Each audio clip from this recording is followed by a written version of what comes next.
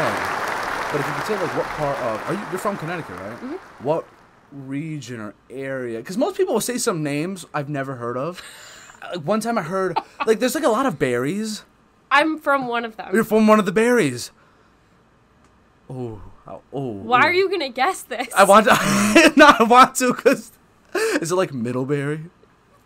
Is Middlebury? I think what's actually... That is a place. It's a thing, okay. But it's not even close. What is it? It's Glastonbury. Oh, my God. That's literally right there. Yeah, I'm from Glastonbury. Shout out to Glastonbury. When did you graduate high school? 2020, baby. Here we go. That wasn't rough. We can get to that. Weird as fuck. So... Oh, actually, if you don't mind, can you turn that down? Not like that off. I literally was going to flip the switch off. It's like, just flick it. Yeah, there you go. Boom. Oh, there we go. Peace and quiet. But, yeah, that's interesting. There's a lot of people from Central that pulled up here in 2020. Yeah. I feel like 2019, 2020 is when campus kind of came alive a little bit. 2020, no one knew that other people existed. Well, that's true. Because I was a commuter my whole first year. Mm-hmm. And naturally, when I commuted, there was literally, like, me and, like, 3 other people on that campus. And, like, the people in my class. And I had one class that was in person. You really had a class in person? I feel so sorry for you. Oh, my God, it was horrible. Whose idea was that? My professor. What was your major? Or what is your major? My major is exercise science, and my minor is in business. Here we go. Was it a business class? No, it was an exercise science class. Was it like a gym class? P 101 or something? It's like intro to exercise science. So it's basically like a remedial class that everyone in the major has to take for them to fizzle out the people that don't like the major. I gotcha. So you'll take that class. If you don't do well in that class, you will never succeed. Yeah. Nonetheless. I took it was one of those gen ed PE classes that you have to take. I took that in 2020, like right when things popped off. PE 144? Yeah, something like that. And I was doing yoga and basic stretching, turning on my camera. I'd be chilling in this room, just like, it was so funny. I was laughing the whole time. Tilt up my camera a little bit. Like, don't look at me. The biggest pet peeve of mine that never got talked about enough. It gets talked about, but you never hear someone on a public platform say it. I could not stand it. And even then, if you ever have a hybrid class or online class, hopefully you don't. I mean, maybe good for you if you do. But there'd be that one kid that has their camera on when everyone else's is off. Oh. And you just see them just chilling there, looking at the professor, paying attention. And I'm looking at this kid. What is wrong? I almost typed in the chat a few times. Dude, like, turn off your camera. What are you doing? Like, let me help you out. Save yourself from the future embarrassment. I can't. Those people, I don't understand. For me, I was always like cleaning my room during class. No. Or like eating a snack. Or taking like a nap. Drinking water. Well, no, I didn't typically sleep during class. I normally was like on my phone or just doing something else. Yeah, I gotcha. I was never asleep, but I would never have my camera on if I didn't need to. If I didn't need to and everyone in the class didn't have theirs on, no way. What was the hardest class that you had to take during that time that you could think of? That you were glad it was online? Chem. Oh. Yeah. I took chem, I think it was second semester freshman year. Because I had to take chem, bio, and physics. And then I start my bigger classes that have all of those intertwined. So I took chem, biomolecular science, and physics. Chem was the worst. I'm sure it was. If I had to take that in person, I would actually hate my life. My motto this whole time has been survive and advance. By all means. I think GPA, it can be a flex maybe if you're going into a really high, pristine kind of job. But for me, it's get that degree. I heard someone say C's get degrees. I say that. I say that. So, I don't know who came up with that, but that person was living. But I say that because if you think about it, you don't always need that. You need the piece of paper. For sure. You don't need the number on the piece of paper that says your GPA for you to get a job. Like, there's more applied fields than not that you don't need proper grades for. Right. If you're able to physically have those attributes and to be able to display those things that you need for your job, why should you care about the numbers on the paper? What in particular do you want to use with this degree of yours? I don't know why I said master's. Degree of yours. Oh my gosh. Oh my god, I'm getting me. a master's, but... Are you? I'm applying to grad schools right now. Do you know where you want to go? Any thoughts? So I'm applying to Merrimack, Sacred Heart, and Springfield, and possibly Northeastern. Okay. And what are you going to do with this degree of yours? What in particular do you want to be? So my current track is a university strength and conditioning coach. And then... That'd be fun. It's really fun. That would be fun. I kind of do it right now, but so right now that's my short-term goal until I physically can't do it anymore, and then after that, an athletic director. Once I physically can't lift anymore, and my body is not like biomechanically able to move as well. Great word. Then I'm a scientist. Then then I'll be an athletic director because I thoroughly enjoy the business side of athletics. Right. So being an athletic director intertwines the two that I love. Would you ever consider working in a front office for a sports team? Not enough for me. Not enough for me. I don't like the thought of sitting at a desk every day, all the time. It bores the shit out of me. Yeah. I need a job that's going to keep me in constant, keep me in constant movement and constant changes. Being in the field of strength and conditioning right now is constantly changing. What made you want to, did you know that you wanted to do this in high school? No. So when I was in high school, so my family has a long history of medical issues, and like my mom had heart surgery, my aunt had heart surgery. We have a lot of heart issues in our family. My mom always wanted me to be a cardiologist, so it was literally ingrained in my brain to either be a lab technician, which is the people who like draw your blood, or a cardiologist. So that's what I wanted to do in high school, and then took a class my senior year of high school called Sports Issues. We had a teacher in that class named Mr. Daniels. Best teacher ever in high school. Shout out to Mr. Daniels. Shout out to Mr. Daniels. I love that guy. But so the class was called Sports Issues, and it literally changed my life. I've sent him emails about it, like, post-grad of high school. It was a whole class about, like, remedial sports, and, like, you learned rules in sports. You learned about, like, agencies. You learned about free agents. You learned about salaries. You learned about sports themselves. It was crazy. But so the class made me so intrigued about sports. And so I had been an athlete for 6 years already. So what sport? I was a rower. For 6 years. Hell yeah. Shout out to the row team. Let's go. I was a rower for 6 years. So then, well, 5.5, 6, just about 6 years. I gotcha. And so then taking that class, I started applying to schools, and my parents only let me apply in Connecticut because they said if I left, they'd kill me. Oh, okay. So I only applied to schools in Connecticut, and so I got into Central, and I was like, okay, this school's fine, so I'll just go here, whatever. And I was looking through the list of majors because I hadn't decided a major yet, and then I saw this one called exercise science. I'm like, what is this? Read the description, made the phone call, had a major. So then I didn't add my minor until later. But you were undecided coming in. I got accepted to the university as undecided. Approximately a week or two after getting accepted to the university is when I determined my major. Nice. So it was before my classes were selected. Yeah. So you pretty much came in. Yeah. Yeah, I basically came in as an exercise science major, but I didn't really know it. So, obviously the elephant in the room, you are kind of in a nice little position over here that I have not mentioned yet. Sometimes. I did in the intro, but you are a part of the Brazen Blue Devils. You are the president of the Brazen Blue Devils. Do you care to tell people, in case they're curious, as to what and who the Brazen Blue Devils are and that whole program and exactly what you guys are all about? Definitely. So we're the Student Spirit Club of campus. So if you've ever heard of like the Texas A&M 12th Man or like anything of those means, basically we're the people that hype up the student section. So if you ever see the people at the bottom of the student section with a megaphone, that's probably me and my fellows. But we are essentially the Student Spirit Club of campus. We try and hype up people as much as possible. I hold many events throughout the year, or at least a few events to publicize ourselves as a club. And we just try and keep Central lively. Because this school, to a lot of people, looks very gray on the outside. And no one can see the liveliness of potential that we have. So, like, that's why Brazen exists, I guess. Brazen has been alive for a couple years now. I just took over as president. I was previously social media. I was doing all of our social media. And then I climbed up the food chain. You got it out the mud, Katie. Yeah. Let's go. And then I became president, and I've been president, and I have a great e-board, pretty good e-board. I like them a lot. But as for kind of more specifics as to what our club does, we facilitate all the tailgates.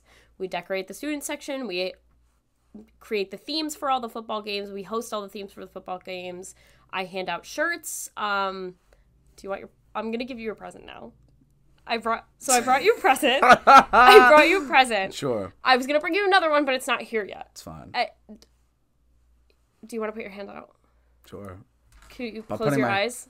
Okay. Okay. Chat. Let me know, chat now. All right. You can open your eyes. All right. Hey! So, let's go. Before you get crazy, this is a unreleased brazen bracelet. Do a little spin. Yeah, it's an unreleased bracelet, so I haven't given these out yet. I'm giving them out at the Pink Out game. This is incredible. You know what's crazy?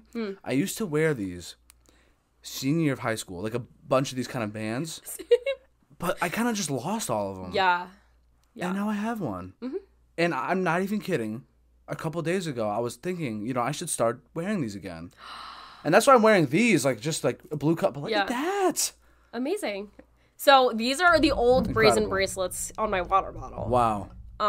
This top one, this middle one's the oldest. This top one's last year's, and then this one that you have now is the newest one that I made. Let's go. I'm giving them out at the Pink Out game, but what's the process even?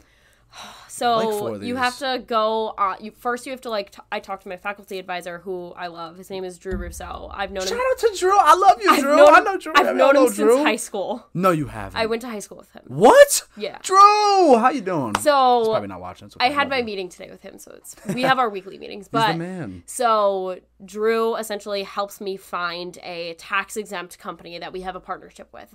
I found a company, and I essentially fiddled with designs, fonts, sizes for hours, and then I came up with this. Wow. And I my favorite part about this is the Batman font that I have. I'm obsessed with it. I love it. Is this the first?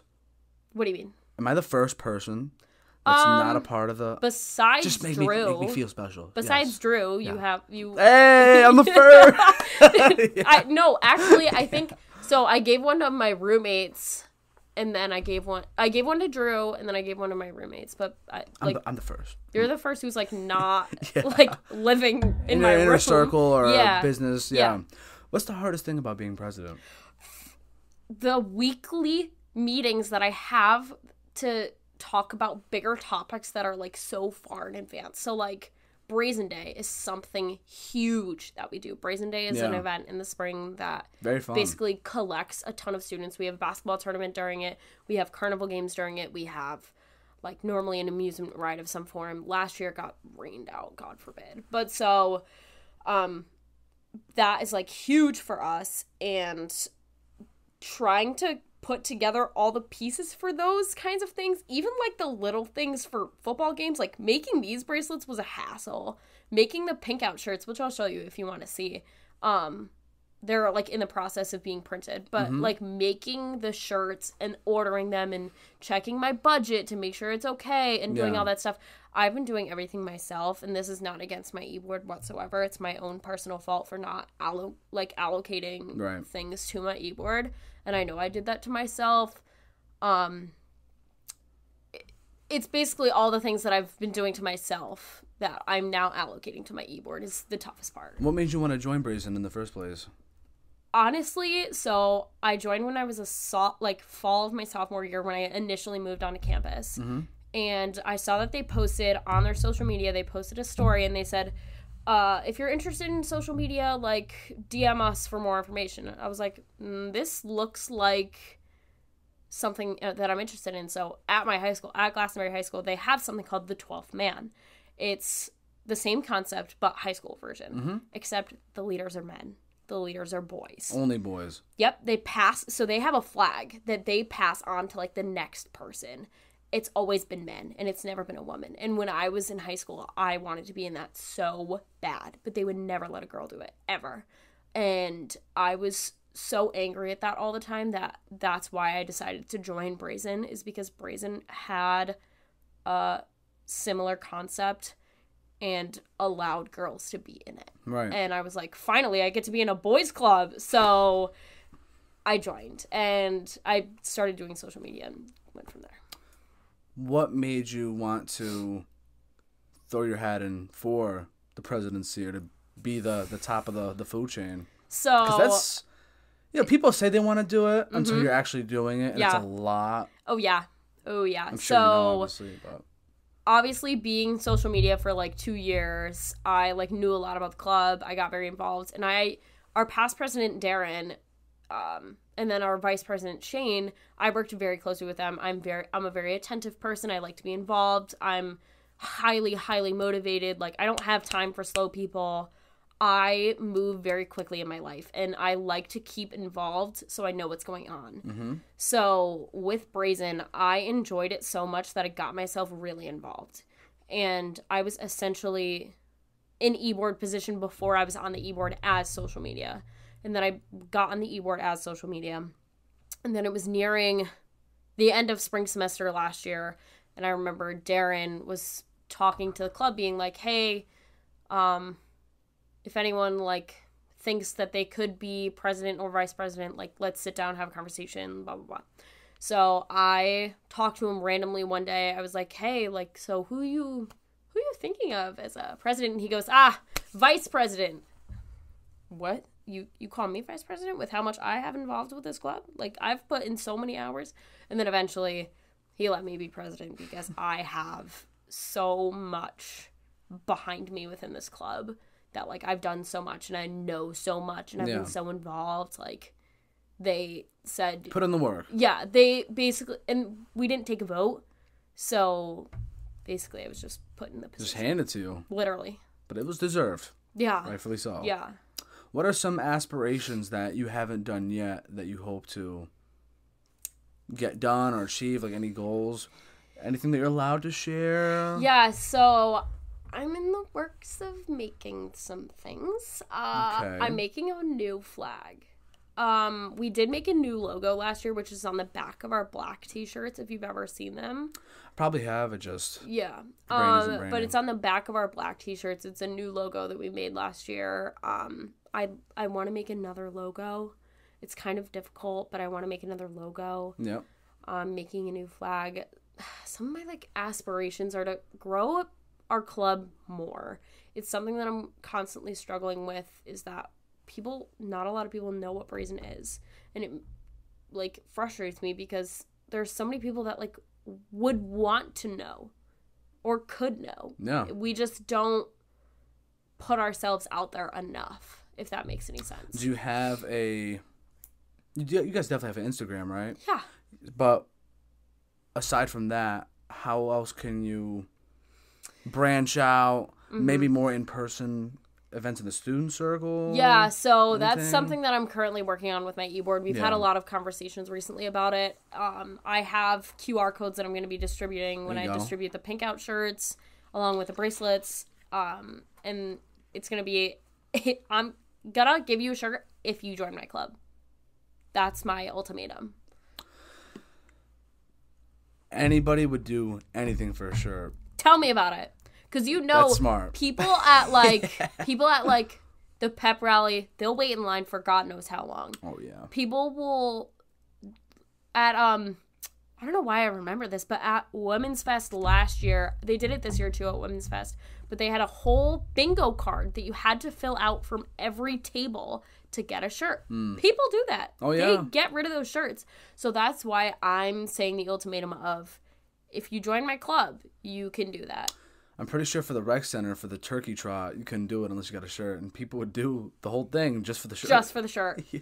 I know people that have done that. Yeah? Yeah. Yeah, no, that would be a very smart way of going about it. You would definitely get a good amount of people to join for sure. Because my most important thing is the actual club roster on Club Central. For sure. Because that gets you much further than the number of people in my Discord. Yeah. So.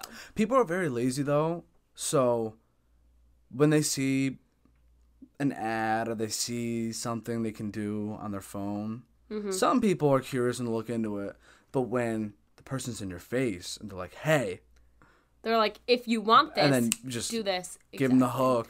That's why I made it so easy to do. Just a QR code. All you have to do is log into Club Central and hit join club. Yeah. That's it. Yeah, you guys are definitely cooking with gas right now. Got lots of things in the works. Hey, you better join. Get you one of these. What? You get one of those damn bracelets. I have literally over 500 of them. Hey, oh my gosh.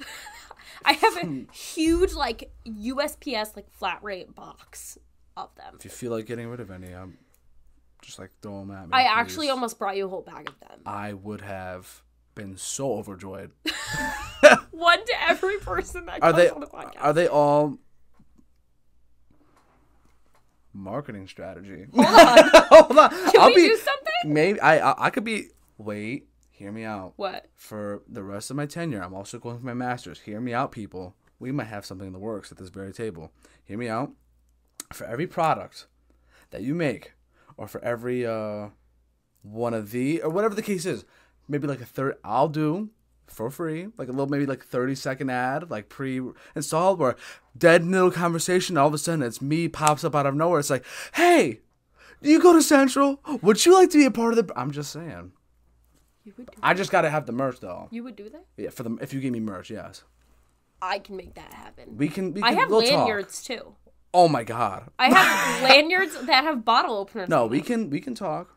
Well, we can figure something out for sure. I'm just saying, opportunity. I'm saying yes. You're talking, people do anything for a free time. You're looking right now, one of those people. This is so nice. Thank you. And how long did this take? So whole concept and everything. So nice. Me making them. So I essentially went off the old version that we had because I liked them so much, and I like how they're engraved. You can feel on them how they're engraved. Mm-hmm. So I went off of the old one that we had, and I went on the same website and I looked at other patterns, other fonts, and all that stuff. I don't know how long it took me to look at all those and fiddle with them. I did them all in like small points of time, and I set them all on my e-board, whatever. Mm-hmm. And then ordering them and getting them took a 2 weeks maybe. That's not bad at all. No, but it does cost a little bit. Oh, I'm sure it does. But you guys are providing a budget, right? I don't pay for that. Yeah, it's not like it doesn't come out of my pocket. Yeah. Otherwise, why would you be? Right. Yeah. Why would I be here? Yeah, but I've been telling people for so long that, want to speak into existence one day. We're out of nowhere. Even if it's a small company, whatever it is, they're just like, hey, we'll give you, I don't even know if it needs to be money. Maybe like a percentage off of our brand or whatever it is. Yeah. Just a cut. And I could just have like random moments where I'm just talking and then it's boom, it's just an ad of me. That's like, good, actually. It'd be so fun. You could get a brand deal. I could. That's not far off for you. Yeah. You just have to apply to those things. I do. I should. There's so many people. There's even people at our school, like the Red Bull reps, I know a few of those people. The people that represent the other companies, and they all have codes. They have in their Instagram bios too and everything. They all have codes. I should get on that. You can get one of those codes. It's not. I hate to say it, but it's not rocket science. Yeah. No, it's not one of those things where it's just a matter of applying myself. Let's just put it that way.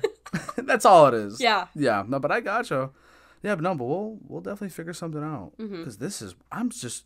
Like this, thank you. This is so great. I was on my way out of my dorm, and I was like, I should probably grab one of those. And then I put it in my bag, kept walking. Nice. Well, I was gonna give you the one that's on my wrist, but then I was like, I'll just give him a new one rather than one that's warm on my wrist. So. Hey, no, you're chilling. So, when it comes to just the school aspect of things, how has this semester been going for you? Awful. Really? Really bad. I'm hearing that this semester's been a little tough for some people. It's horrible. It's horrible. Third year? This is my fourth year. I'm a senior. Oh my God. Wait, are you graduating this spring? Yeah. Yeah, I'm done after this. But I'm staying for my master's. So. Hey, good for you. Yeah. So I'll graduate in May, but this semester is the hardest semester I've ever had. I'm taking... I'm taking 4 exercise science classes and 1 management class because of my minor. And then so one of those classes is actually a practicum semester, which is 10 hours a week out in the field that I'm like essentially working. Volunteering. And I'm not allowed to get paid. Yeah. And then next semester, I'll do 25 hours a week that I'm not allowed to get paid, but I'm not allowed to take any other exercise science classes during that semester. Okay. So I'm covering the rest of my minor during that time period. But right now, I'm in hell. You're in the fire. I'm literally in hell. These classes are hard as hell. They're difficult. I'm tired. I'm so burned out, but I can't get burned out because I'm going straight to grad school. So it's frustrating. Yeah. You got the will, though. But yeah, I'm taking it day by day. And that's all you can do. Yeah, and I'm talking to my professors more right now than ever. I'm like reaching out to my professors for help. Apply yourself. Oh my God, this school has so many like unknown resources that people don't know about. Like, oh my gosh, yes. Like you can go to a therapist for free. You can go to a doctor for free. You can go to an academic coach for free. You can get tutoring for free. I use those resources. Good for and you. like I'll say it, I have an academic coach. Hell yeah. They help me so much with like planning and getting my life together and getting my applications ready for grad school. You're staying on top of things. Doing all those things. Yeah. So I do that for myself and I'm looking out for myself. As you should. Yeah, but nonetheless, the actual like coursework right now, horrible. Right. Awful. I'm so glad that you said that because coincidentally enough, so this is the semester before you graduate. Last semester for me was the hardest semester I've ever had by far. By far. Mm-hmm. The stress was crazy. Same. I felt like I was just kind of like drowning but barely staying afloat. Playing catch up every day. Exactly. And it was just never enough. Yeah. And now, I'll tell you right now, this compared to last semester, it feels like I'm just floating. I'm not can't even wait. kidding. Literally can't. It's I'm so counting nice. the days until Christmas. No. I'm counting. You are going to be so happy and just so like, what is this? I feel like I'm just floating to the end. Right. I just have to pass these classes first. Like I just get flashbacks of when I first got to Central and how overwhelmed I was. Yeah. And now, I mean, you're considered a vet too. Like we've been at this school for a while now, and it is just so crazy, so crazy. Mm-hmm. I can't even explain it.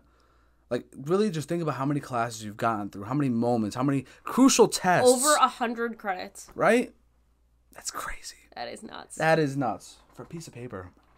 Actually. I can't wait to see that damn paper. Actually. It's going to feel good. I need my certifications. That's what I'm going for, is like in our field of exercise science, you have to sit for a national exam to be able to get your undergraduate degree. Oh my God. So I have to pass a national exam to get that paper. I'm sitting to take the CSCS, which is the Certified Strength and Conditioning Specialist exam. I have to sit and take that before New Year's. So you got it. I mean, I understand. Like, I know I can do it. It's just it is the thought of it is pretty daunting. Scary that I have to pass that before I graduate. Right. I always tell people this. For anybody that went to college during the COVID era, if I'm ever in a hospital and I find out, let me build up to where I'm going. If I'm ever in a hospital and I find out that one of my nurses was from that era, we went to school at the same time, I'm gonna say switch my nurse, because there's a good chance they might have cheated. I'm just saying, the amount of people that probably cheat. I know you can't cheat for most of these very life altering. You're right. Majors and like trying to go for your being a doctor, being a nurse. You want to get rid of the people that were juniors, were upperclassmen during COVID. The underclassmen part doesn't matter as much because for sure. Like, so like if you just got in for 2020, that's different. An example is one of my friends who went to Central graduated last year. So she went through she started college without COVID, went through COVID during college. COVID ended before she graduated. Yeah. So she had to deal with that last half, essentially, and pass all those bigger tests. So you need to fizzle out. You need to make sure you have the right demographic when you're saying that. Right. Most definitely, because I know there's at least one. It just takes one. No, you're right. It just takes one. You're right. Where I'm going to be having something wrong with me, and this person's going to be like, I think it's this. And then they give me one injection, I'm done. I'm done for. Yeah. They totally get it wrong. Nah, all jokes aside, I hope that never happens. It can, though. It can. It can. You would never know unless you actually ask the nurse. Yeah. So. But the thing is, too, is it's weird because I feel like when it comes to nurses in the nursing major, especially in our generation, it's very hard to meet genuine people in our age range. Yes. Lots of people are very fake, very just two-faced, whatever it is. And of all things, some of these people are being nurses. Exactly. And that's a very caring thing to be. Indeed, but you can be fake because you have to present a front to a patient. That's true, even if you're having a bad day. Correct. Most of them do. But I just couldn't imagine someone who I know or went to school with, and they're like the meanest person. Right. And then they're taking care of just some elderly person. I'm like, how dare you? That's why I like being a strength coach. Yeah. As a strength coach, you have to be so real because you're constantly on your feet. You're actually working out for a living. You have to be physically moving that you don't have time to bullshit things. Right. Like, you have to know your stuff right now. And you can't, like, there's no time for you to, like, front your fake personality. Do you give people any workout routines? Or, like, have you already been probably already doing all that? So, I don't do personal training. That is not something that I have any interest in for my own personal well-being. So, as an exercise science student, obviously, for classes, I've had to make programs and things. But right now, for my practicum semester, I'm an intern at UConn. There you go. For Olympic sports performance in their strength and conditioning sector. So I work with every team at UConn besides football and basketball. Or my department does, at least. Me directly, I'm only there 2 days a week. So I work directly with women's lacrosse, women's soccer, track and field, and baseball. And field hockey. Women's field hockey. Hey, if you meet any of the athletes, feel like ever going on a podcast, I'm just saying. There are some really cool people there. I can imagine. That I don't know if they'd be interested in something like this. That's fine. But, oh man, over the summer, I was at this beach in Old Lyme, and one of the best players, Donovan Klingon. I love that kid. He, apparently his aunt has a beach house next to a family friend of mine's. And I stayed inside this beach house I was at that day. Didn't go out. My little cousin went to the beach, and he was there. And everyone was getting photos with him. Oh, yeah. And I was so mad. Even if he was like, nah, bro. I wanted to dap up, like, bro, come on my podcast, bro. That would have been crazy. Yeah, so the thing with working at UConn is I get to see a lot of things that people would never know. An example of this is I actually saw Donovan Klingon, like, walking by himself the other day. And it was so random because why would he be walking by himself? Yeah. And then I've seen Paige Beckers walking by herself. Yeah. Because our main office is like right next to Gamble and right next to Worth, which is the football building. I mean the basketball building. And actually yesterday I was walking back to our main office and I saw basketball players on a golf cart with 2 other people. And I'm walking with our 3 other interns and they're all like, "Oh my God, the basketball players are actually going to class today." I'm like, "What are you talking about?" They're like, "Oh, they don't go to class. They can't go to class in person. They're like, they can't." They'd get mobbed. Exactly. So I'm like, "So do they only go for exams?" And they're like, "They don't really go unless they need to or unless they like need to talk to the professor." But I guess a lot of athletes at UConn, even if they're not basketball players, they take a lot of their exams at another time with a different proctor. So makes total sense. They're not actually like sitting in class, and a lot of them learn online. Yeah. Which I would personally hate, but that's how things work at UConn when you have that big of a name. Oh yeah. So seeing those people all the time, I'm like, whoa. I'm like, this kid could be making millions right now, and he's just casually walking down the street in front of me. Yeah. Chaos. I knew someone that went to UConn. He said that he was at a Starbucks and one of the women's basketball players was just chilling right in front of him about to order a cup of coffee. That's why I'm like, and they're like the same age as us now, so we're getting to that point. We're not looking up to them. I always think about that. I'm like, what if I'm like sitting in class and like, if I went to a different school, like what if some like I know. Bama football player was sitting next to me. Like, I would never know. I'd be starstruck. Right. I'd be like, I wouldn't know how to act. Yeah. Imagine being them. Do you know how hard it must be to talk to somebody, having a regular conversation while they're just geeking out in front of you? And you're like, all right, have a nice day. Mm-hmm. It's tough. And honestly, that's something that I think about a lot when it comes to, imagine being one of those people and, like, you just can't live a regular life. Like, you can, but especially, like, the bigger time people. Because my whole life, I mean, and I'm sure you can relate, like, favorite artists, favorite movie stars, whoever. All you see is them on your phone and TV. Yeah. And then imagine if just plop them right in front of you. How would you act? It'd be like you're seeing an alien. I'd be like, what is happening? Exactly. Like, if Dua Lipa came walking down the street, I'd probably pass out. I'd be like, this isn't real. I would pass out. Yeah. I'd freak out. And, like, Drake, I don't know. Like, it'd be insane. So I think about that a lot. And it's crazy because I'm in the business where eventually, like, if I just got one opportunity where someone that is bigger time said yes, I'd have to totally keep my cool. That's what we have to do here. And imagine if Drake's like, what's going on, man? And I'm like, hi, Champagne Poppy. Nah, but you know what I mean. You know what I mean? Where I'm like, what's up, bro? Crazy. I'm like, what's up, bro? Right. I'd be freaking out. So that's something that I try to mentally maintain and check in, because I get really, like, I don't use the word calm, but I just try to, like, focus before any of my guests come in, because I want to make sure I have this mastered. So in case there are bigger times, like, I want to make sure that I can keep my cool and have a regular conversation. Yeah. Because are you familiar with, like, when the celebrities had that all whiteout party a few months ago? It's okay if you don't know.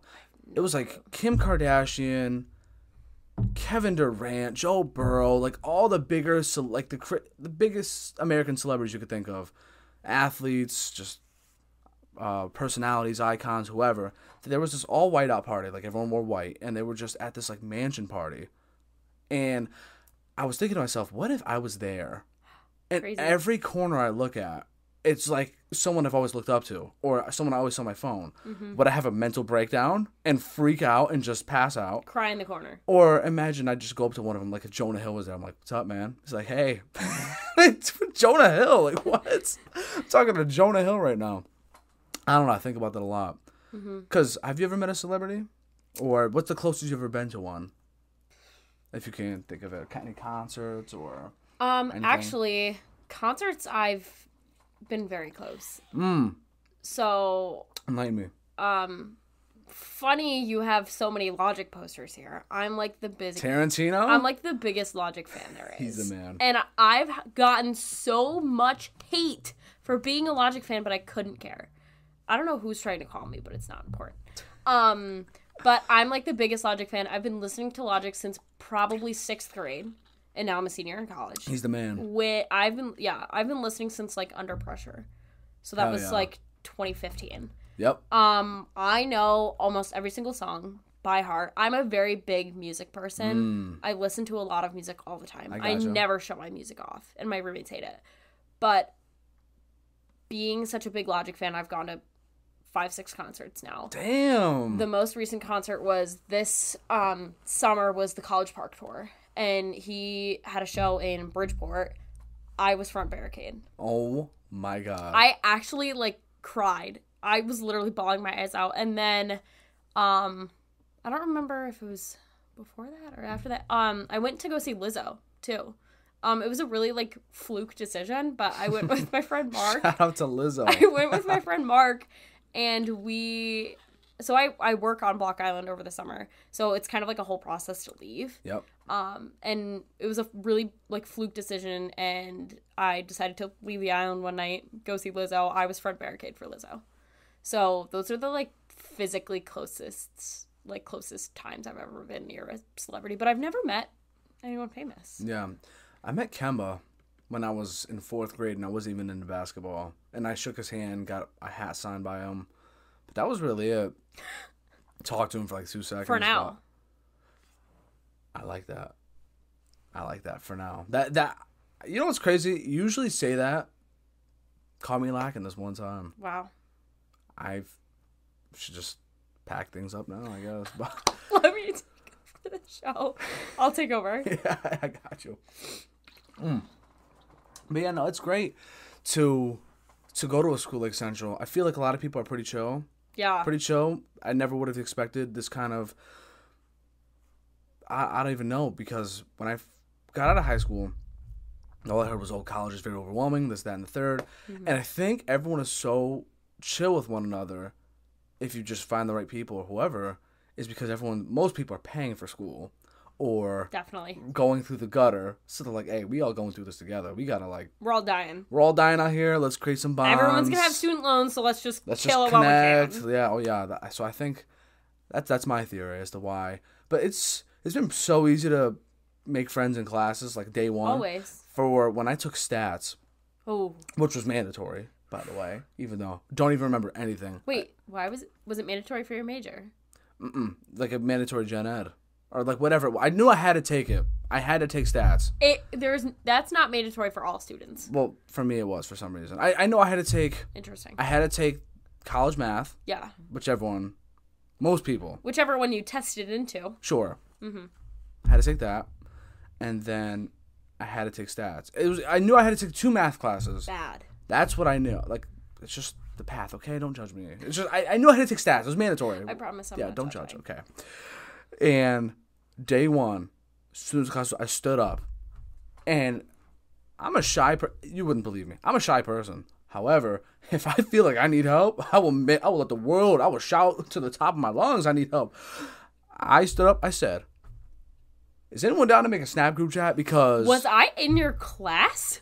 I think I was in your class. Why do I remember this happening? Unless someone else did that in another stats class.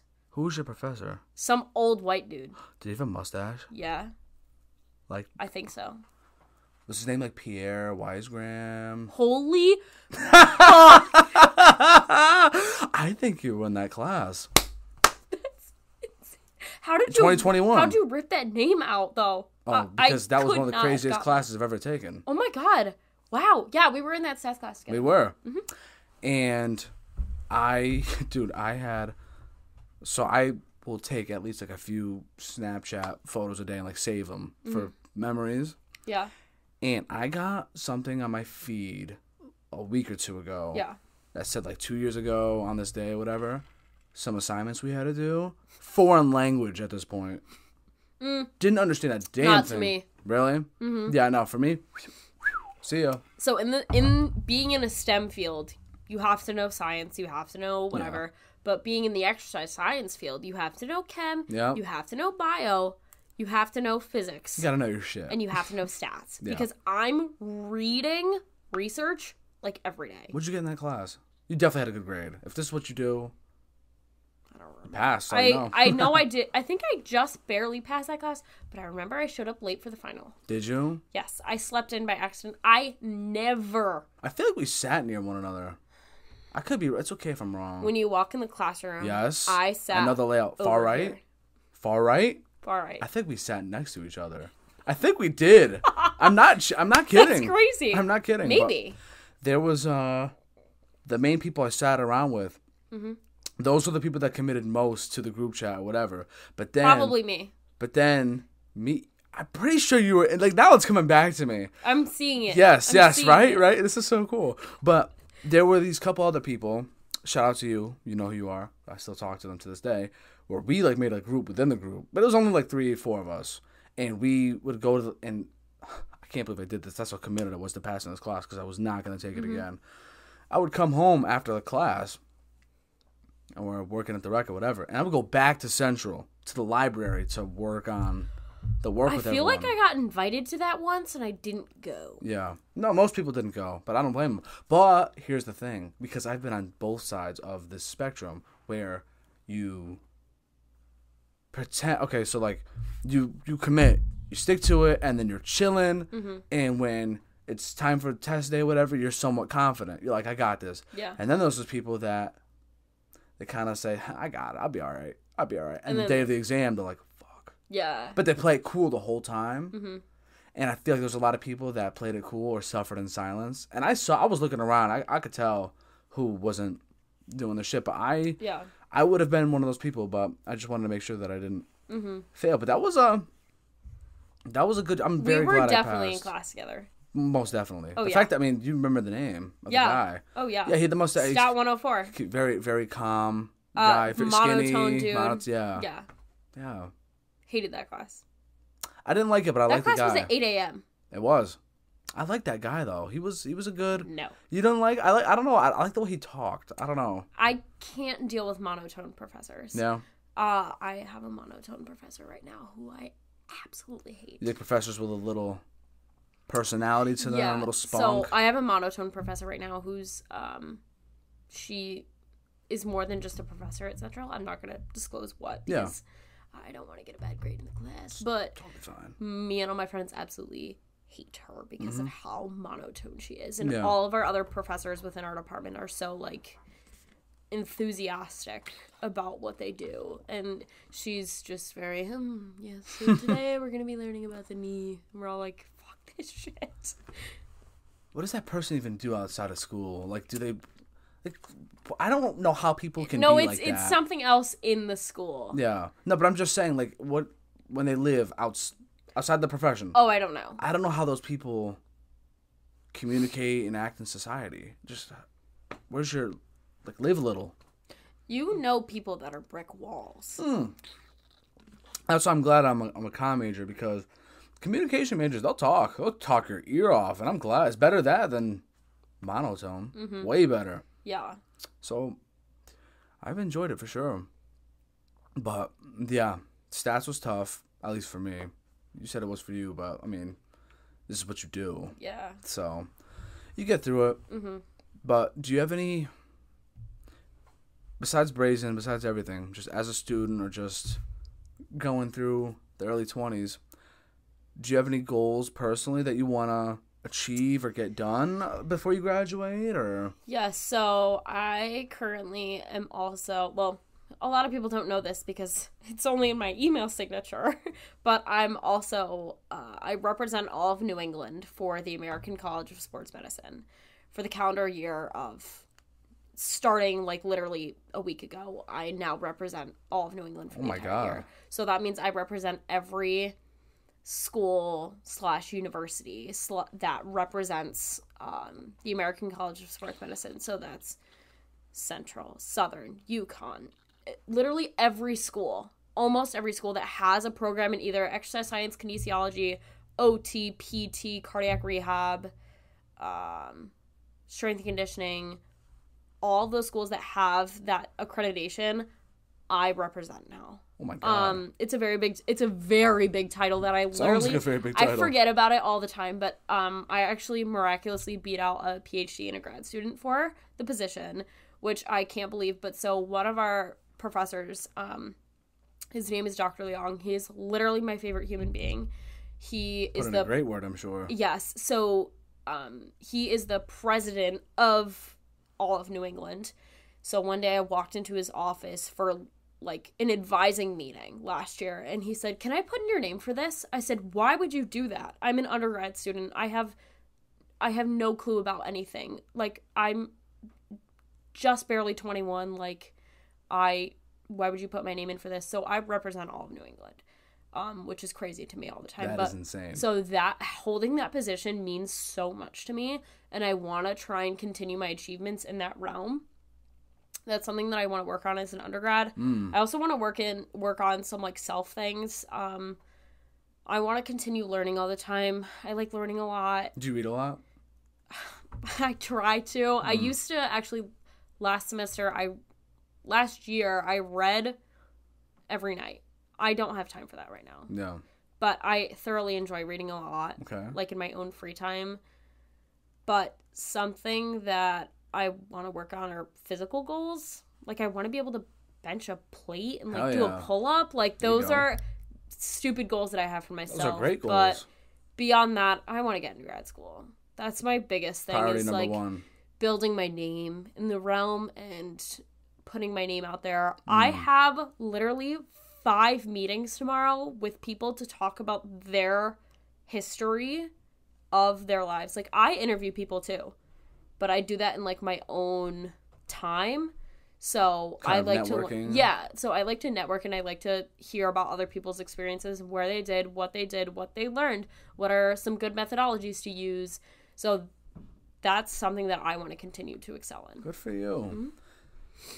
I would definitely say you're probably in the top 5 to 10% range, probably higher, of our age range of students that are like really on their shit. Right. I'd say top 1%. I don't even have good grades. I'll say that. And just in terms of like work. Right. Hard work and I have a very determined work ethic. I've said it before, I don't have time for slow people. Where does this drive come from? I have no idea. Were you this relentless in high school? I think no. My grades were, I submitted a 2.9 GPA to colleges.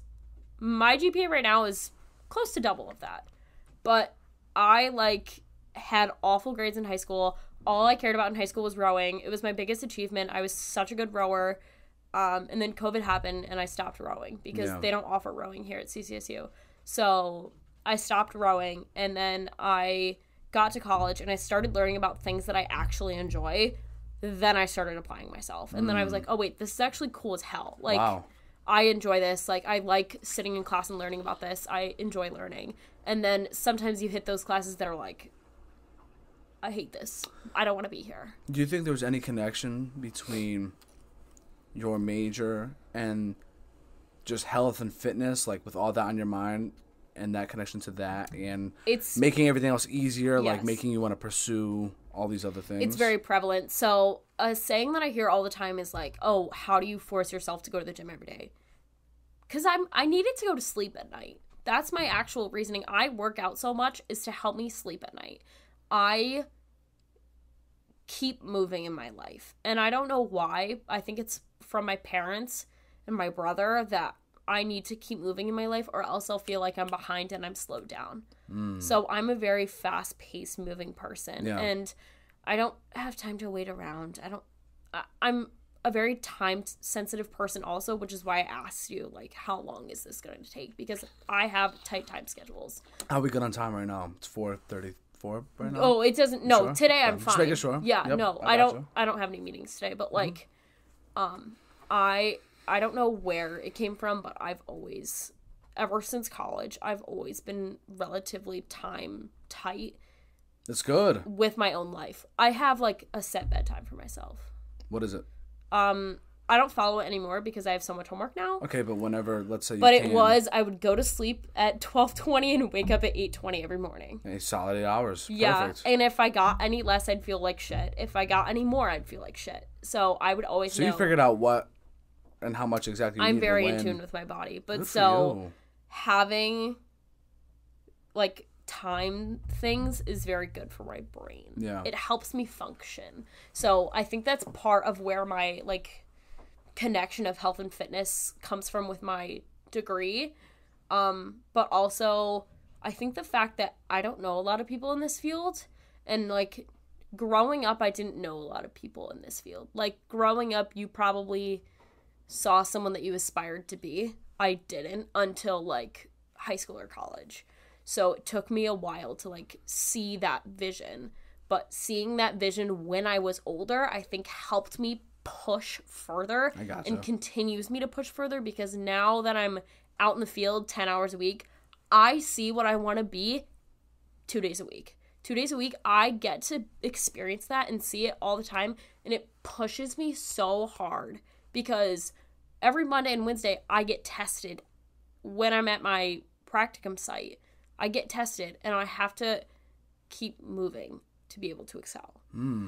So it kind of forces me. Wow. I think you're going to do a lot of great things in the future for sure, I'm Katie. scared, but yes. Nah, you're going to get a lot of shit done. I really hope so. Yeah. Take notes, people. This, you're not there yet, but you're doing the right things. Yes. And people can't even make their bed in the morning. I make my bed every morning, and I didn't know that I did for a while. And I got that influence from my roommates. That is so great. From my roommates, I got that. Well, it's from my roommate, Megan. Shout out to Megan. Shout out to Megan Let's Mikas. go. I love her with my whole heart. But so her having such a clean room made me have a clean room. Wow. And I know she'll say differently sometimes, but I make my bed every morning, and see how that all translates and correlates. Wow. Exactly. But something else that I've found very prevalent recently is resumes. So I've had a resume since I was a junior in high school, and I continue to build that resume every couple months. All of my friends right now are looking at themselves being like, people ask me all the time. They're like, how did you make your resume? I'm like, do you want to see it? I'll give it to you, because it's built, and here's the date that it was updated. That is something that college students right now that are like juniors and seniors, well, mostly seniors, that are dealing with so painfully, because I built that up a while ago, and I know how to do it, and I'm prevalent in it, and now people come to ask me for it. I'm going to ask you too. No, trust me, it's not that hard. It's just starting earlier. No, I started my resume back senior year in high school. Right. Senior, junior year of high school. Mm-hmm. I've done a few, nothing compared to you.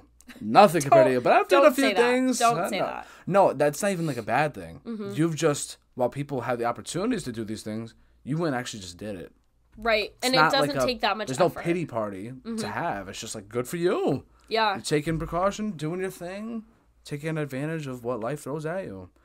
That's all you can do. But you know what's crazy is that before the summer, around that time, I had somebody who's little, I won't say infamous, that is not the right word, but they've got quite the name to themselves. Shout out to Cal and Jason Scalora. Oh my God, I love Jason. Yeah, Jason's the man. Yeah. He came on, obviously, I'm sure you know, he's like the life coach and all that. Love that guy. So he came on, and I was talking to him about how I was going to get back into working out and all that stuff. Started working out again full-time in April. Hasn't even been a full year yet, but started to get that routine down. Had the routine down. Did the 75 hard over the summer. Oh, I've always wanted to do that. Obliterated me. But I made it through. No, I was dying. Yeah. But I made it. Mm-hmm. Did that. And one thing I added after maybe starting in May was he said, I think it was June. It was in the summertime. Doesn't matter. Mm-hmm. He pretty much just said, how are you going to change your life if you can't make your bed? I was just thinking, wow. That's a powerful statement. People could just let that slide past them. But how can you lose 100 pounds? How can you get the dream job? How can you do this? How can you get the girlfriend? That's what I'm always thinking. That's how my brain works. I wake up now, and I look at my bed when it's like blankets everywhere and stuff, and I will fold that thing up, you know? Like, I make sure it is I see that. neat. And then I'll go, and it carries me right into morning skincare routine. Brushing my teeth, taking a shot, whatever the case is. Right. And then small wins, and they just keep building and building and building. Starting with making your bed is a tiny victory, because if you start that habit, you will come home from, like, say, a long day and be like, at least my bed's made. At least my bed is made. At least my bed is freaking made. Right. And for people, see, growing up, I still do get it, where, why should I make my bed if no one's going to see it? Like, I get it. I get those people. It's your home. True, and I get those people. But at this point, it's not even necessarily for just like the look. Mm-hmm. It's more of just like about like the intent and purpose. Yeah. Like if you can do that to start your day, you can do a lot more things than you really think you can. It also forces you to get out of your bed. That's something that I see is also very prevalent. And it keeps you disciplined. It does. It keeps you moving. Yeah. In the morning, at least. Yeah. Like, I mean, I'm not the kind of person to... Whoever keeps calling me needs to stop. Oh, my gosh. It's probably a Merrimack recruiter that keeps blowing up my phone. But a lot of people nowadays struggle with staying in bed for long periods of time. And that begins something called sedentary lifestyle. That lifestyle change is horrible. It's horrible because so many people sit in their desks all the time, which is what happened during COVID. And then COVID had this tiny epidemic of you need to start moving and moving your body. And then everyone started working out again. Mm-hmm. But not making your bed could potentially start that sort of lifestyle that could hinder your life. Yeah. So having a tiny victory, like making your bed and starting your day in a right way, even if you're like not doing anything that day, you could still get out of your bed. Yeah. Like, and I'm not saying anything to be like, oh, like you spend all day in your bed, like you're lazy. If you want to do your life that way, you may do that. I am not saying anything on that. I'm saying in my own personal life and my own personal beliefs, right. I believe that if you make your bed, it'll force you to get out, it'll force you to get up, and force you to have a productive day. Because that's what I grew up on. My dad would constantly say to me, like, Kate, you have to get up, like, because my family calls me Kate, but everyone else calls me Katie. Like, Kate, you have to get up, like, you have to do something productive today. So that's the basis of my life that I've always heard and I've always lived on. Wow. Is you have to get up and do something productive today. So that's what I live with every day now. Like, for example, today, on Tuesdays and Thursdays, I don't have class until noon, and I don't get out until 3 p.m. This morning, I woke up, I had a meeting with Drew, and then I, like, did some other things. Both my classes got canceled today that I normally have. So I started doing research on grad schools. I started doing things. I was checking my LinkedIn. I was doing things that I always do, like, on my laptop, just kind of keeping up with my work. Mm-hmm. And that is my productiveness of the day. Incredible. And I feel it's sufficient. So I'm kind of like, check that box for the day. You might not be the right person to ask this, but at any point, or even now, do you ever struggle with when you're laying in bed at night and you want to go to bed, but sometimes your phone just keeps you hooked to it? Or have you ever dealt with that? Not really. So, I mean, yeah, I go on TikTok. Like, I do that. But the thing that keeps me up the most is my homework. I need to complete my homework. That's thing. Like, I have assignments due all the time, like normal person. Yep.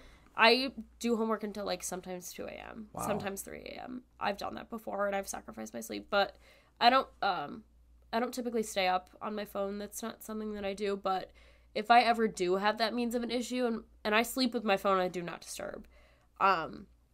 If I ever do have that issue, during COVID, I started this habit of meditating before I go to bed. Hell yeah. This is something that I would never think of. People are always like, oh my God, you meditate? So you practice mindfulness too. Right. So people always say, like, oh my God, you meditate? I'm like, I don't, like, you try it and let me know. I didn't even know it got a bad So rep. during COVID, Peloton had this deal where you could sign up for free for a year, I think it was, which I was like, sign me up, because Peloton, so cool. So I signed up for the Peloton app. On the Peloton app, they have a meditation section, and it's guided meditation. It's just someone talking. It's not you physically moving at all, but it's just someone talking. I started listening to this guided meditation to fall asleep during COVID because I didn't work out as much as my body physically needed to exert energy for that day. So I would listen to this guided meditation to fall asleep. So that is my only thing that I do if my phone is by any means keeping me awake too late and I need to fall asleep, like, quickly, is I'll put on my sleep meditation and I'll go to bed. I was doing meditation on the Calm app for 2 months straight this year, and then I just stopped. But I respect people that meditate. I definitely want to get back into it.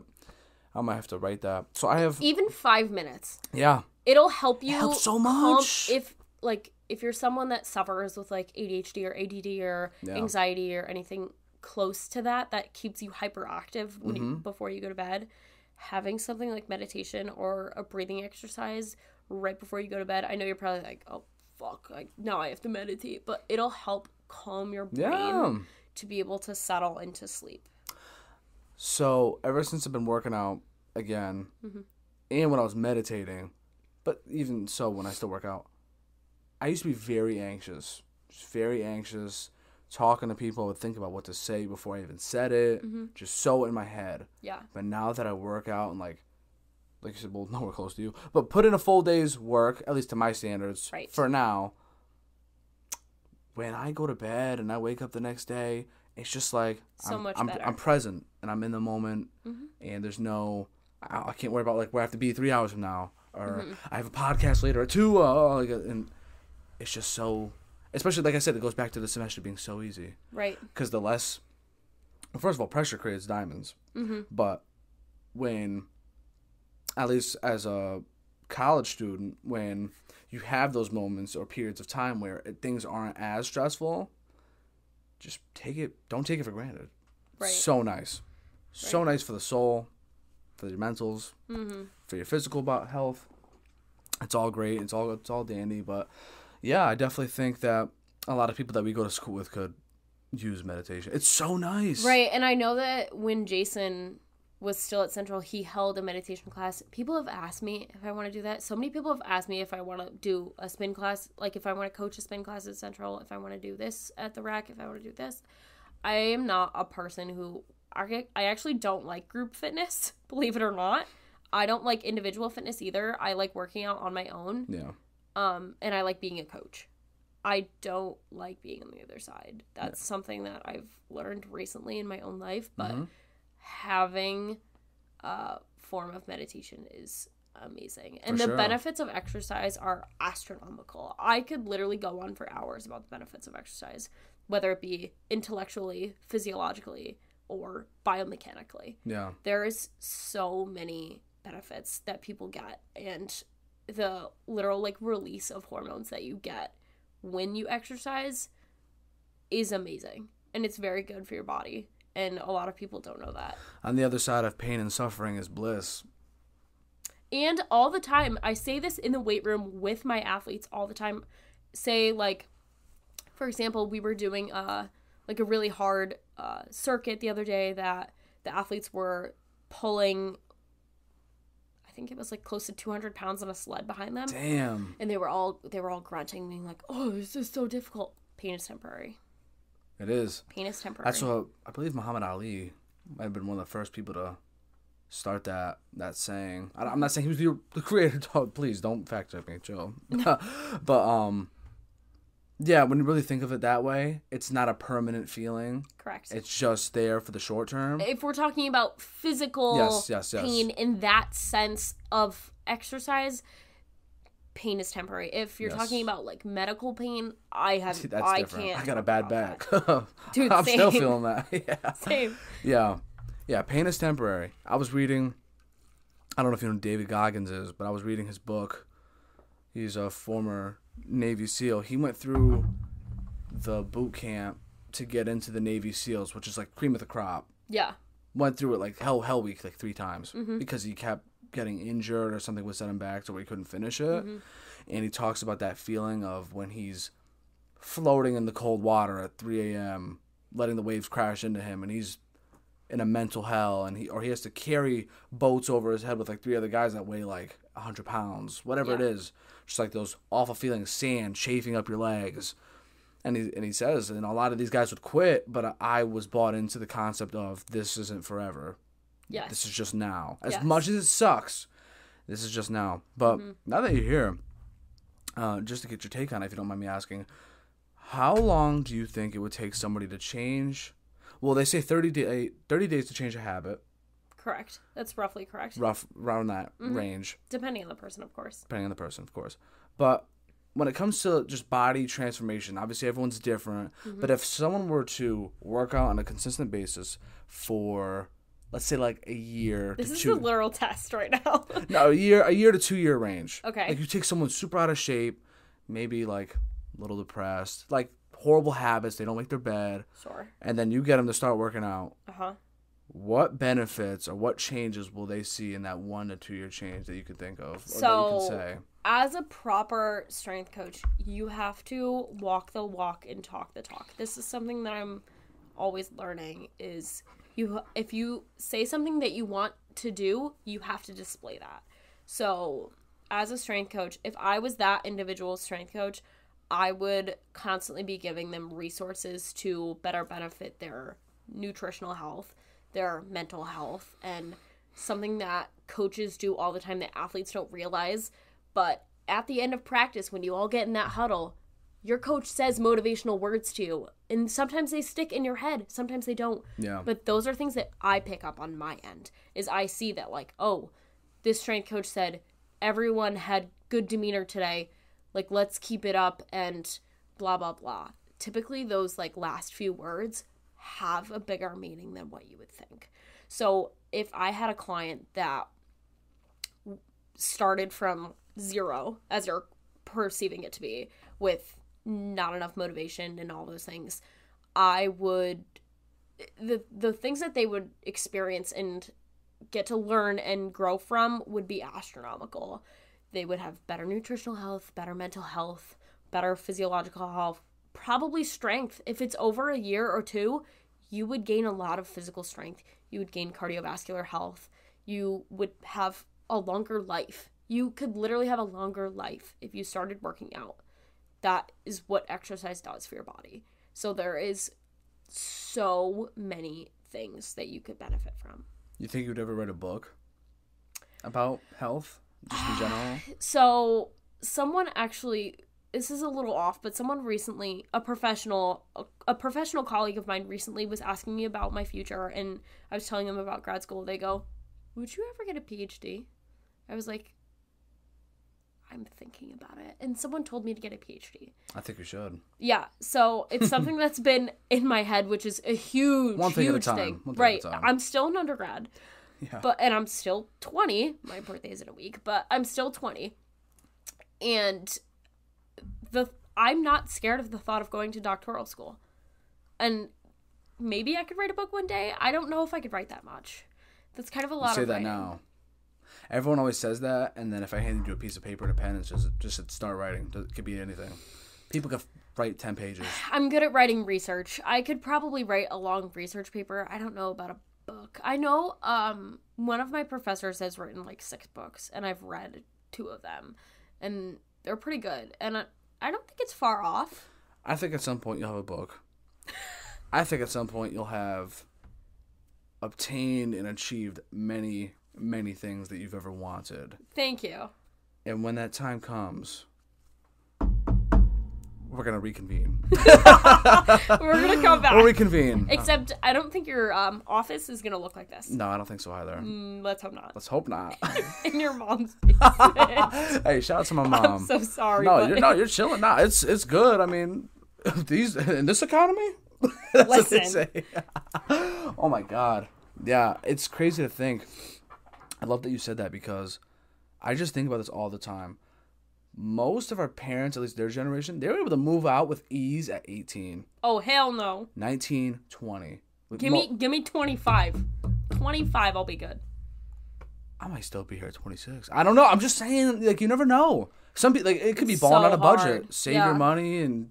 Because, like, I saw a video today, and I try to stay away from just whatever's going on in the outside world. Like, always nice to be educated a little bit so you're not oblivious. But sometimes it can just get in your head and just a lot of negative stuff. But I saw a guy today. He was in a grocery store. And he goes, "In what world is rotisserie chicken $9?" He goes, "It should never be anything more than $4.99." Yeah. I was looking at my phone like, what? So there is funny you say that. There is a way to conceptualize that. So actually, I heard this from one of my friends who was taking like an econ class or something, but it's the price of milk, eggs, and corn. If you look at the way that those prices have influxed or not, that is how the economy is working. To put it into sense for you. I forget what the actual theory is called, but there's I literally learned it in econ, but I hated econ, so I don't remember it. No, but I got you. But there's like it's called like the pencil theory, and it's like, okay, you have to think about like, okay, who planted the seeds for this tree, that built this wood, that cut the wood, that processed the wood, that made the company for the pencil, that painted the pencil, that like, ooh, like you have to think of all those little bits and pieces, like milk and corn and eggs. You have to think of all those little pieces that build up that, okay, if this influx, blah, blah, blah. Yeah. That's why rotisserie chicken costs $9. That was incredible. The fact that you were able to explain that was sick. Once again, so like, cool. I always joke with my friends and stuff because people always come to me for, like... So it's like paper towels are expensive, and you're like, just say why. Yeah, people always come to me for, like, health advice and things like that. I'm like, okay, well, here's the reason why. Like, I am a very medically science-based person. Wow. That I'm able to grasp concepts like that. I love the fact that I've had a lot of bright minds on here. I think you might be the brightest I've had. You're up there. No, listen. You don't gotta... I'm not trying to gas you up, but I'm not trying to diminish what your potential is either. Thank you. I'm just trying to give you your flowers, Like, don't try and smack it back in my face. But, yeah, I love being able to have a conversation like this every once in a while because it really puts things in perspective and it really shows the more you apply yourself, you really can do a lot of the things that you say you want to do. It's not that hard if you apply yourself. There is so many people that I know, like a lot of my guy friends who I've like grown up with or neighbors that I've grown up with. Unfortunately, it's very common in the male demographic, but males have a large struggle with applying themselves when it comes to education and school. Like, there is so many opportunities that don't have to be at a school that you can still get a job and you can still excel in life. You don't have to go to school. No one's telling you you have to go to school. You can still have a degree and have a good job. So that application part is not for everyone. Right. It doesn't have to be. That's the thing. True. It doesn't have to be for everyone. Like, here's an example. There's probably someone who's also a podcaster who didn't go to college. And maybe now they're excelling in life. Absolutely. You wouldn't know that, but now you're excelled because now you have you're going to have a communications degree and you'll have that leg up that, who knows, maybe you could go do podcasts for a larger corporation, but those other people can't because maybe one of their requirements is to have a degree. Yeah. So I hear you. There's levels to this. Right. So it's looking at that broader scheme that sometimes helps people and sometimes doesn't. Yeah. So I will say earlier this year, I did notice that there were a lot of things where I said I would do them and wasn't living up to my own word. And when I say things, I truly try to think before I speak and try to truly take it to heart and make sure that I mean what I say and say what I mean. And I realized that I was starting to say, I'm going to work out, I'm going to do this, I was going to do this, and I just never did. And walk the walk and talk the exactly. Talk. And I would kind of but I was kind of surrounding myself with a bunch of people who were doing the same thing, so people would just kind of let it slide. Yeah. But there's certain shows that I watch, there's certain people that I talk to or listen to, certain content creators, certain life coaches, certain this, that, and the third. And when it's constantly being exposed in your face, like, you need to get up and do shit. Product of the environment, Yeah. It really makes you want to overcome any obstacles and get shit done. So, yeah, I really wanted to just say, let me just humble myself. I got to get back in the gym. Like, it's time. I say, like, walk the walk and talk the talk doesn't mean that I'm always doing that. Yeah. You could We're sit human. Here, you could sit here and tell me, like, oh, I'm doing everything right. No, I'm not. Like, no, I'm not. I am not always, like, doing the things that I should be. Right. Like, I have more potential and I know it. There's things that I could be doing right now that I'm not.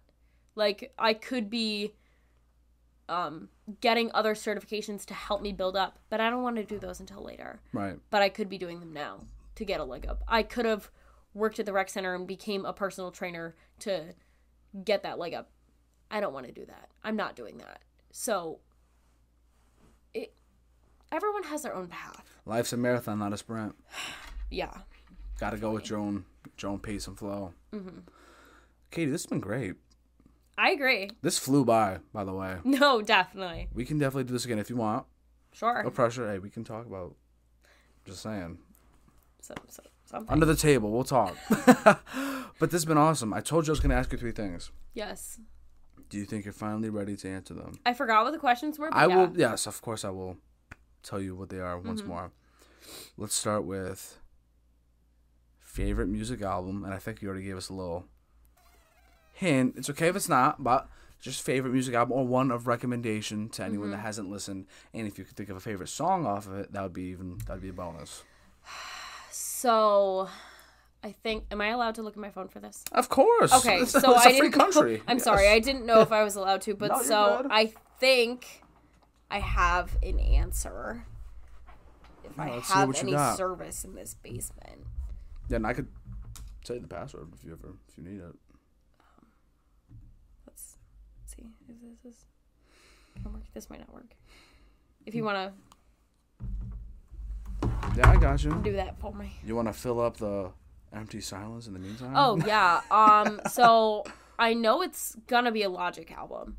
Yeah. But I'm trying to think of which one I actually want to do. So, looking at your wall, you have the original Under Pressure, which is iconic, and then you have the Incredible True Story. Yeah. I love the Incredible True Story, and I love it too. The methodologies behind it. So, Logic has 2 books. I've read both those books, actually 2 times. Wow. So good. They were good? I love Logic. I'll let you borrow the books if you want. Oh my God, would you actually? Yeah. Probably ask for you. I got some other books I got queued up right now, but Don't worry about it. in due time, I'll definitely ask. So I think... Are they about his life, or are they So there's stories? Supermarket, and then there's... Because I know he had the album for Supermarket. Yeah, so there's Supermarket, and then there's... I forget the name of the other book off the top of my head, but there's Supermarket, and then the other book that he has. Yep. The other book is the one about his life, and it's so interesting to me. And being a fan for so long, I love hearing it. Mm-hmm. So I think probably is it supposed to be like my all-time favorite album?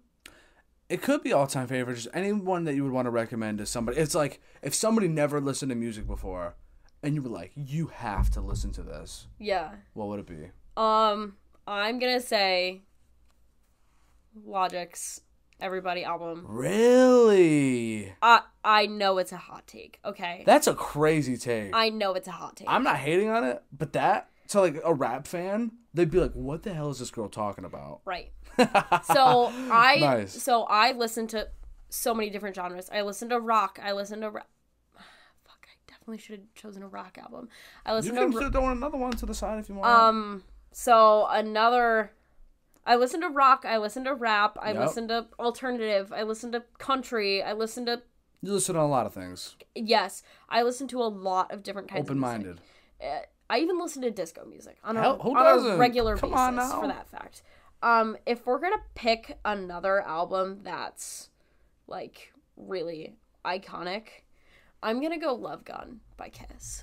This is something that I grew up on. My dad is like Shout out to Kiss. My dad is the biggest Kiss fan I know. My dad went to almost every single Kiss concert. That's pretty damn cool. And I went to one of their last concerts. Whenever I think of Kiss, I automatically think of Paul Blart. The scene where the guitar scene. It's so great. But so I guess if I'm going to have to say, like, the best albums in my mind, I'm going to say Everybody and Love Gun. Everybody, I know it's a very hot take. What are you picking between the two?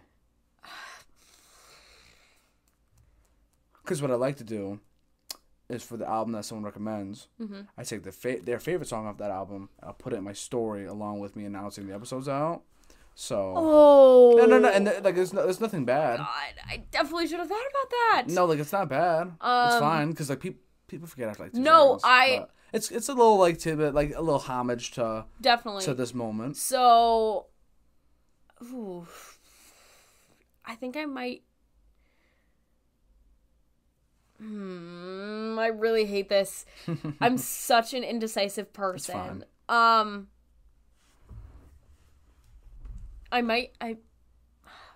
Damn, this is hard.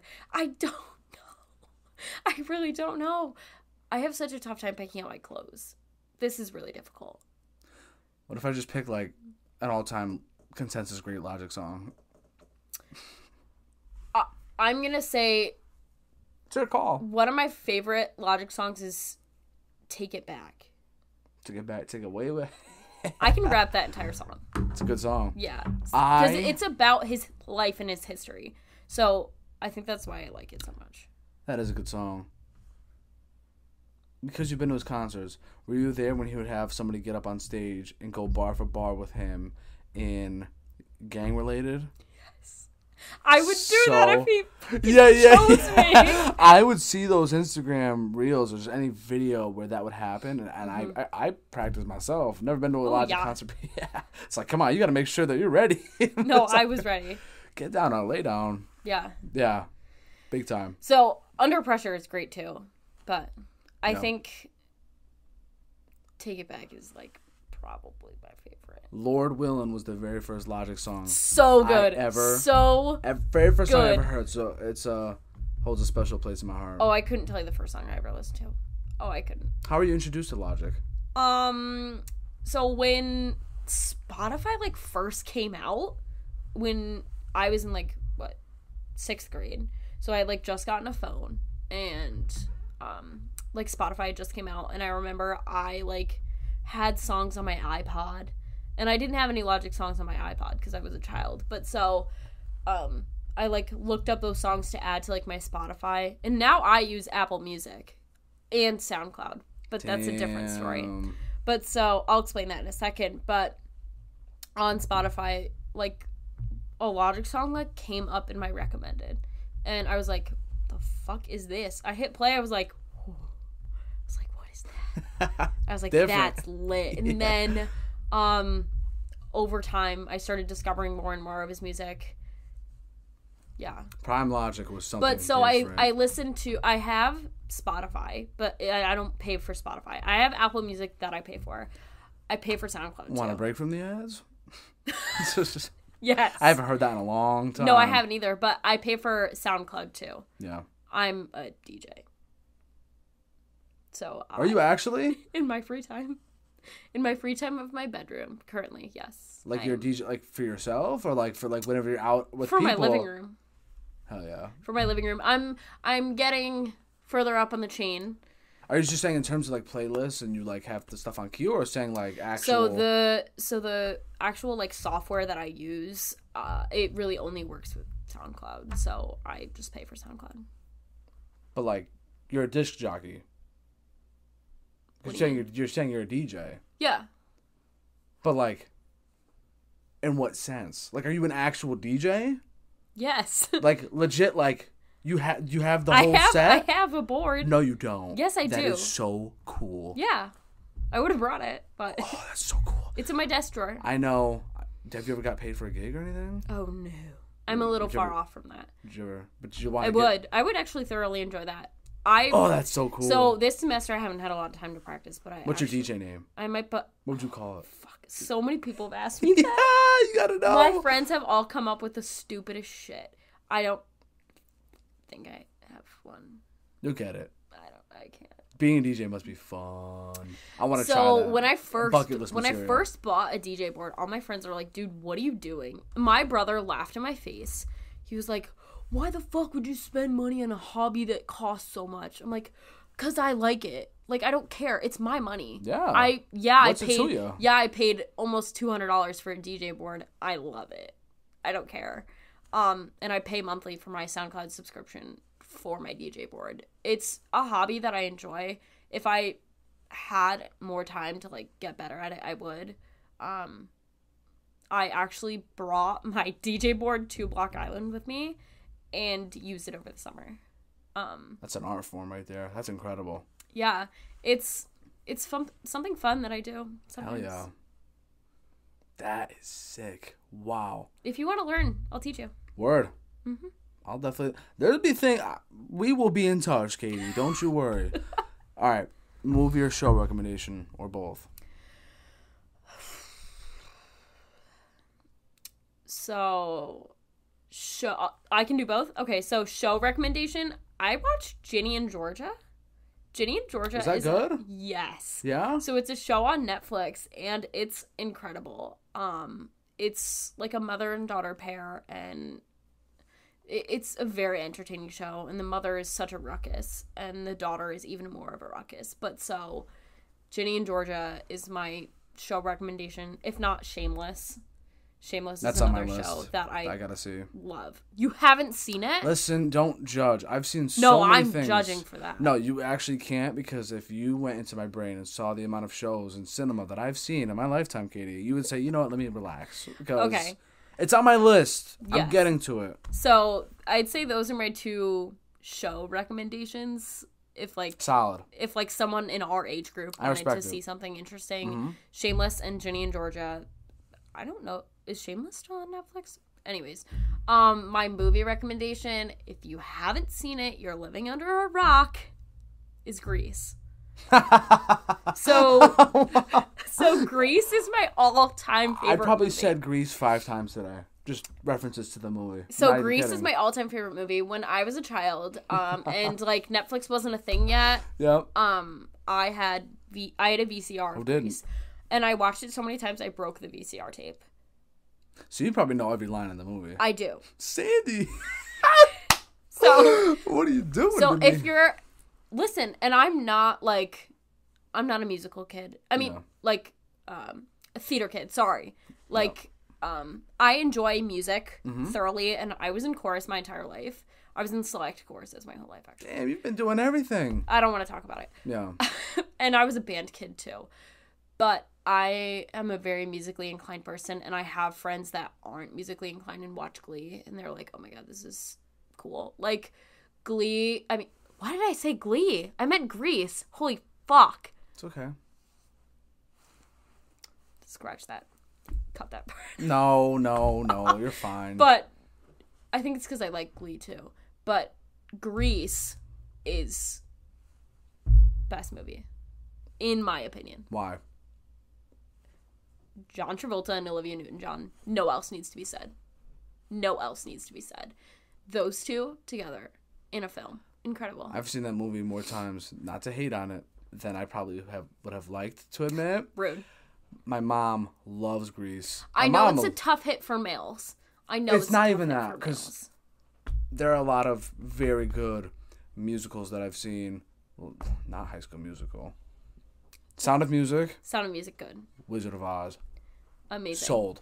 Yeah. Had me sold. There's a couple others I probably can't think of at the moment. I know my mom loves Hairspray. It's a funny ass movie. I love Travolta as well. Yeah. But not gonna lie, when I was growing up, I don't know why I was like a generational Grease hater, and I'll tell you why. For this one reason, because I didn't understand the concept of musicals. Just like I didn't get it. Yeah. So when Travolta, when he has his heart broken by Sandy. And he starts singing Sandy. He's like, why? And he's like kicking pebbles and just all sad. I'm like, who does that if somebody breaks their heart? I'd go home and like just cry. Like who? Yeah. He's just like singing out loud. I'm like, is he not embarrassed? Like, because imagine if musicals was like real life. That'd be like, hilarious. Imagine if we're having a conversation, I just break out and the people just come out of nowhere and just start That'd singing be crazy. and dancing. Like, what is happening? That's Kinda called like a flash mob nowadays. Yeah. Kind of. All right, you ever seen the Muppets movie? I Phenomenal. love that. Love it. Phenomenal movie. Love it. That is a great movie. Muppet Holiday, though. I haven't seen it. I bet you it's good. What am I saying? Of course you would know. It's great. Yeah. I need to see that. But the Muppets, phenomenal. I might go watch that later. I might too. I might have to watch that for the upcoming holidays. For sure. But yeah, no, Grease is a good shout out. Grease, I will stand by that. Classic. I know I have the hottest takes when it comes to music and all that shit, but I'll stand by my hot takes. I don't care. Last but not least, and we have said some crazy positive things here today.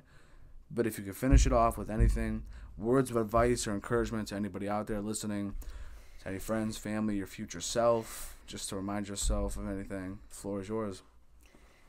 Fuck. I guess I'd say, like, keep moving in your life. Although you are not, no one, unless someone is, no one has you on a time schedule. You are your own time schedule. You have your own path. If you want to stay motivated, you can. It takes the tiny victories to make a bigger victory.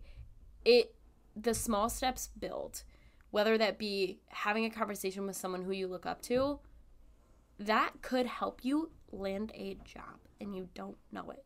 You could have a conversation with a random guy at a bar. Oh, actually, that guy could be your boss in a couple months and you wouldn't know. So I would say keeping as motivated as possible, and I understand the difficulty behind that, but I'd say if I'm giving life advice to someone, is staying as motivated as you can and listening to your body and listening to your heart and soul and what yourself is telling you and listening to that. Because if you start doing something that feels wrong, it's probably not for you. So I think staying motivated and staying in tune with yourself is something huge that should be portrayed with as many people as possible. So I believe that is my thing. And also, take life day by day. That's something that everyone should listen to, but taking life day by day is difficult for some and easy for others. But tiny victories is what will push you further. Tiny victories. Madam President. Don't say that shit. Please. So many people, I don't remember where I was. I think I was like in MEM or like walking out of MEM or like maybe at the rec. One of like my guy friends who like I know like through Brazen. I'm walking past him and a group of his friends. He goes, Queen Brazen. I go, no. And I kept walking. You're done. I kept walking. I was like, I'm sorry, I can't. That's funny. How? Like, you can't call me Queen Brazen. That's too much for me. Nah, I got you. But this was absolutely incredible. Thank you. I appreciate you a lot for letting me do this and letting me speak my... Yes, of course. And when our pink shirts come in, I will give you one. Thank you. Of course. Of course. Yeah, this was awesome. We'll definitely touch base again. Yeah. In the future when you accomplish many more things, I'm sure. Hey, same to you, buddy. Appreciate I have that. high hopes for you. I feel as though that each one of these is a tiny victory. And and you know, you were someone that really caught me off guard over a year ago, whenever it was, because I was just chilling at the rec, and you were like, "Hey, you have a podcast. I know you." I was like, "What?" Yeah. Because I only knew people at the rec or little close friends of mine that I knew for a fact would listen or watch or knew what I did, but I never had someone I never met before like just tell me. But we had met before in we stats class. But we never knew each other. Yeah. And look at the way the world just exactly. I remember. What was the first episode of yours that I watched? It may have been Joey Rios. Joey's in my major were acquaintances. Shout out to Joe. Yeah, shout out to Joe. But I think he was probably one of the first episodes that I watched of yours. Yeah. And I watched it, listened to it. Right. I was like, wow. I was like, this is kind of lit. And then I remember I was like going to work out one day and I was like, hey, like your podcast is cool. You were like, huh? But I don't know if I could be on that side. That's a lot of thoughts that my brain doesn't do. I do think a lot. Yeah. Maybe a little too much. I think about science. I'm good in a lab. Yeah. This is your lab. I guess so. Damn, that was pretty damn. That's what I'm going to say. Next time someone comes over, I'm going to say, welcome to the lab. No, this is your office. Fine. Well, it's... I know what you mean. Nah. It's whatever you want to call it, you know? Same concept. Yeah. It's your table. That is my table. Your hat? This is my hat. This is a reference from one of my all-time favorite shows. It's an anime called One Piece. You might have heard of it. It's okay if you haven't. But it's not necessarily the hat itself. It's a simple... It's just nice to, like... I want to start, like, having things on the table. Like, just, like, around. Yeah. To kind of, like, make it look a little cooler. But, yeah, it's not what the hat is. It's what it represents. Got it. Anyone who watches the show would know. Just... Like you said, like, you want to surround yourself with things like positivity. Believe me, like, if you've seen the show, like, that's, like, one of the ultimate things of that. But, yeah, I think we've kind of just got out a lot of peace and positivity at this table today. This was great. Thank you. For anyone that listened all the way or watched all the way, appreciate you. Make sure you apply to get into Brazen. Help them out. You don't have to apply. You just sign up. Or just sign up. Whatever the case is. Just all right? join on Club Central. That's all I've done ask. a lot of talking today besides this. I need to rest my voice. I need to relax. I'm not going to lie. I got to go work out. Yeah. But I appreciate all of you for listening, watching. Please subscribe. Please leave a 5-star rating. Please just share with a friend or whoever. Just let's slowly build this one day at a time. Or walk up to Mario while he's working. Or walk up to me, catch me off guard, and just say... Walk up to Mario while he's working and say, oh, hey, listen to this episode. That was cool. I will be absolutely dumbfounded. It means a lot. Support's always appreciated. But with that said, everyone has a story and it's still being written. Keep going and pushing in life. I appreciate all of you. I love all of you. Ciao for now. Peace.